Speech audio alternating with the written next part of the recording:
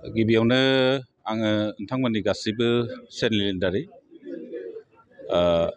बयनिसिमबो बोसोर गोदाननि गाहाम हामलायनाय आरो आंनि खुलुमनाय आरो सिबिनायखौ बावबाय। जिहेतु दिनै दाख्लै 7-8-9 जानुवारियाव रङियानि जाजिख'नायाव 17थि बोसोरारि जथुम्माया जोंना खोब बोथोरा गाज्रि जानायखाय जों खुंफुंजोबनो हायाखैमोन। आद्रा थानाय जि डेलिगेट सेसन थान्दै मेलखौ दिनै बे सानजारि नोगोर सिमेन्ट सापरियाव दिनै खुंफुंबाय आरो बे खुंफुंनायनि गेजेरजों दिनै बे थान्दै मेलनि गेजेरजों गोबां आयदायाव सावरायनायनि गेजेरजों जिहेतु एबार गोजाम आफादा बायनो गोनांमोन जोंना गोजाम आफादखौ सिफायनानै गोदान आफाद दाबाय आरो बे डेलिगेट्सनि डेम'क्रेटिक मोनसे प्रसेसनि दारै गासैबो जिल्लाफ्रा नारसिनजोबनानै आंखौनो बिबानखौ होफिनबाय आरो आं दा आगोलनिख्रुइ साबसिनै बोरै मावनो हायो माहारिनि थाखाय बेखौ आंनिफ्राय नाजानाया थागोन आरो खौसेथि आरो थामोनथाखौ गोजोर खालामनो थाखाय बर' हारिनि थामोनथाखौ गोजोर खालामनो थाखाय आं खामानि मावगोन आरो रावखौबो नागारनानै खामानि मावनाय गोदान रावखौबो नागारनानै खामानि मावनायनि बाथ्रा गैया। जिहेतु संकसनिफ्राय लानानै धुबुरीनिफ्राय लानानै सदियासिम आरो बराक सेरफाङाव जोंनि माबा थाबाय जोंनि कमिटि थाबाय गासैबो दैदेनगिरिफोरखौ लानानै आरो बयनिबो जेंनाखौ बोरै हायो जयै गुबुन आफादफोरजों दुलाराय बर' फरायसा होन बर' थुनलाइ आफाद होन गुबुन आफादफोरजों थाफानानै जेंनाफोरखौ बोरै सुस्रांनो हायो बेनि सायाव सावरायनाय जागोन आरो थामथि बर' गोजोन गोरोबथानि जिবিলাক दफाफोर दङ बे दफाफोरखौ मावफुंहोजोबनो थाखाय सोरखारखौ नारसिननाया जोंनिफ्राय थागोन आरो बेजों लोगोसे जोंनि 6 नम्बर डिमान्ड बर' कसारि वेलफेयार अट'नमास काउन्सिलनि गामि थिसननाय बेनि बियाब दानाय आरो बेखौ बिसायख'थिसिम लांनानै बेखौ मोनसे गोख्रों मोनसे आसामनि बिथोरावनो मडेल मोनसे काउन्सिल बोरै दानो हायो बेनि सायाव जोङो गभर्नमेन्टखौ नारसिननानै खामानि मावनो नाजानाया थागोन। बेजों लोगोसे सोलोंथाइ बिथिङाव जोङो खामानि मावगोन।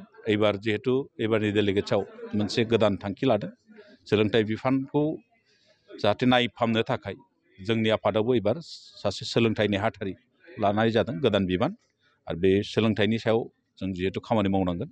जिहेतु बर' मिडियामनि बर'फोरनि गेजेराव जिहेतु खोब गाज्रि अबस्था सोलोंथाइया दिनै स्कुलफोरनि अबस्थाफ्रा जों बेफोरखौ नायफामनो थाखाय मोनसे गोदान बिबान सोरजिनानै सोरखारखौ नारसिननानै बेफोरखौ मावफुंहोजोबनो थाखाय जोंनिफ्राय नाजानाया थागोन आरो जोङो अब्ला जेब्लाबो खौसेथि आरो थामोनथानि थाखाय बर' हारिनि गेजेराव खौसेथिखौ लाखिनो थाखाय गुबुन हारि माहारिजों लोगोसे जोंनि थाखानाय माहारियारि आफादफोरजों थाफानानै खौसेनि थाखाय जों खामानि मावनो जेब्लाबो थियारि।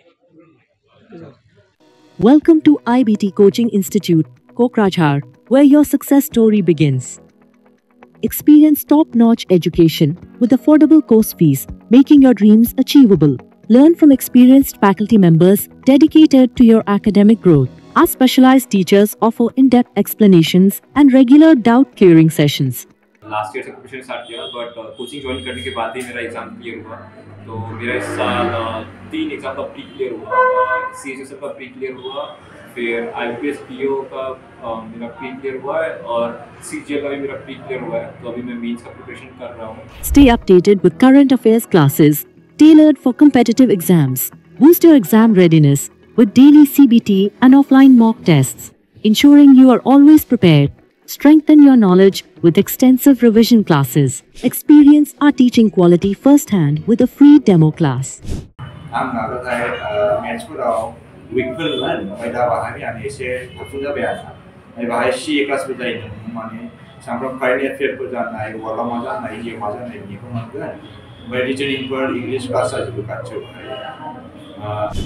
मेरा क्वांट में एक्चुअली ख़राब था इसलिए मेरा ज़्यादातर एग्जाम्स में क्वालिफाई नहीं कर पा रहा था और कॉन्फिडेंट भी नहीं था।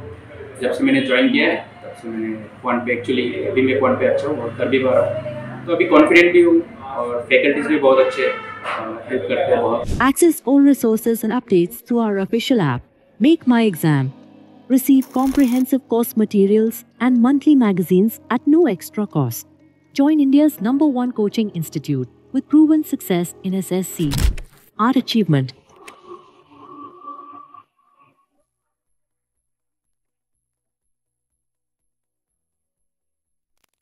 IBT Institute Private Limited, the largest coaching network across India. Your success, our commitment.